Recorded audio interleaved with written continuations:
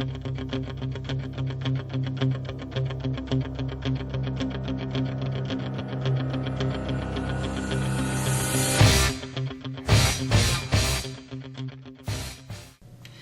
to Eye on the Tigers News. I'm Amber Mashuk. Thanks for joining us again for the news we've been watching for you. After a 10-day break, members of Congress are returning to work under hefty pressure to respond to the outcry over gun violence. But no plan appears ready to take off despite a long list of proposals, including many from President Donald Trump. Republican leaders have kept quiet for days as Trump tossed out ideas, including raising the minimum age to purchase assault-style weapons and arming teachers, though on Saturday the president tweeted that the latter was up to states. Their silence has left little indication whether they are ready to rally their ranks behind any one of the president's ideas, dust off another's proposal, or do nothing.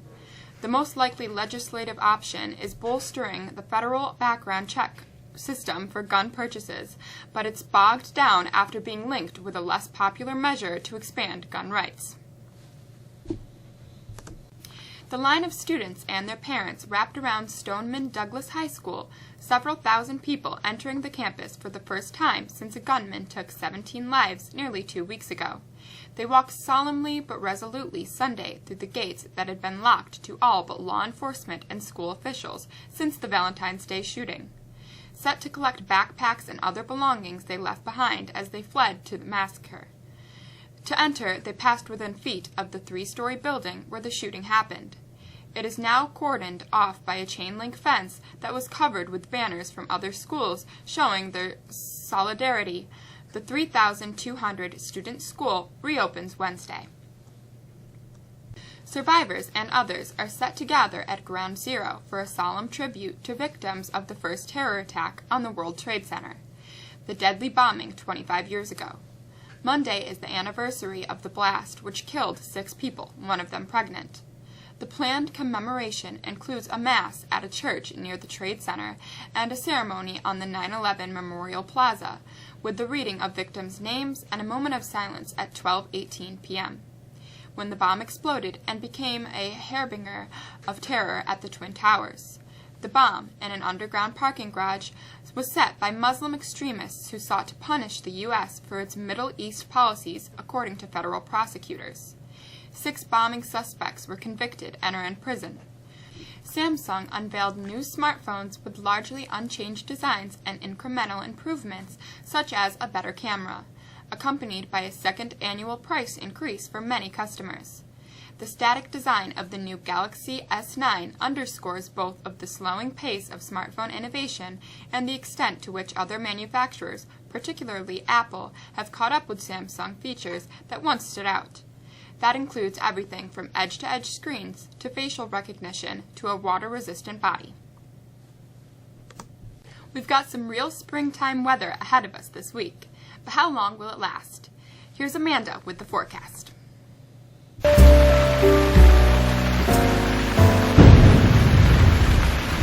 High pressure will dominate our weather today, and with it, bright sunny skies and temperatures a good 10 degrees warmer than normal.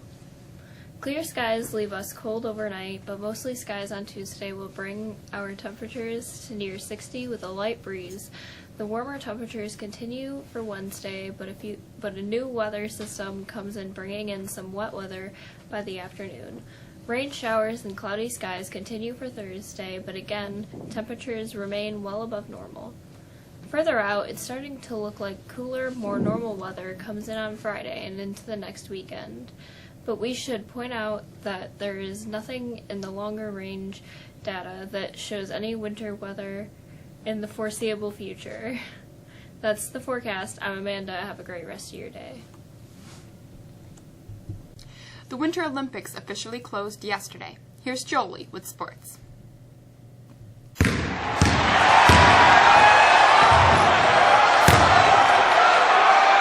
From volunteers to support staff in the joint Korea women's hockey team, people from many cultures bid farewell to each other and to the 2018 Winter Olympics on Monday as a swath of the eastern Korean peninsula readied itself for something novel, relative normalcy.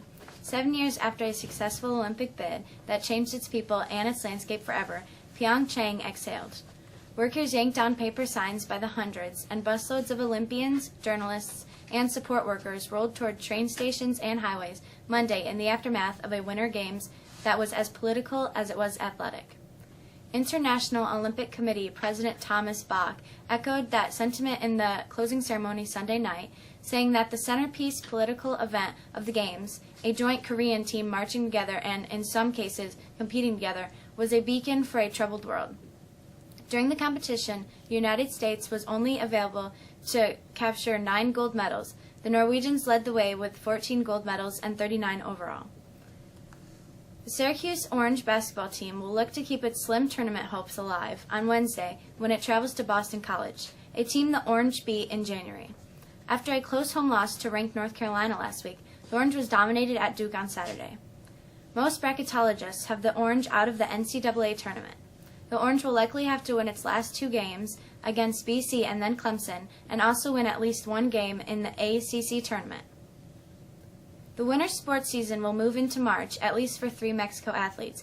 AJ Yost, John Ocker, and Dylan Long will each compete this coming weekend in the state swimming and diving championships in Long Island. The Tigers claimed the Section 3 team championship last week. That's it in sports. I'm Jolie. Have a great day. Semi-formal is finally here and will take place Friday, March 2nd. Last chance for tickets. Tickets will be on sale before and after school and during lunches this week until Thursday, March 1st at 3 p.m. Mexico Drama is just a little more than a week before it presents the spring musical. Footloose opens on Thursday, March 7th and runs through March 10th. Curtain is 7 p.m. each night. That's it for us today. I'm Amber Mashuk. Have a great rest of your day.